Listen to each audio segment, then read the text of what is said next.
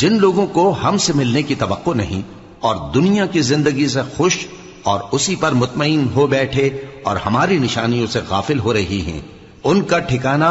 ان اعمال کے سبب جو وہ کرتے ہیں دوزخ ہے۔ اور جو لوگ ایمان لائے اور نیک کام کرتے رہے ان کو ان کا پروردگار ان کے ایمان کی وجہ سے جنتوں میں پہنچا دے گا، ان کے نیچے نعمت کے باغوں میں نہریں بہ رہی ہوں گی۔ جب وہ ان میں ان کی نعمتوں کو دیکھیں گے تو بے ساختہ کہیں گے سبحان اللہ،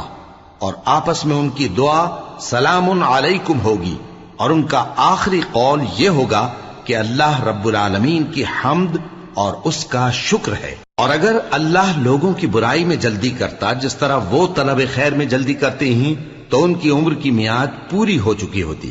سو جن لوگوں کو ہم سے ملنے کی توقع نہیں انہیں ہم چھوڑے رکھتے ہیں کہ اپنی سرکشی میں بہکتے رہیں، اور جب انسان کو تکلیف پہنچتی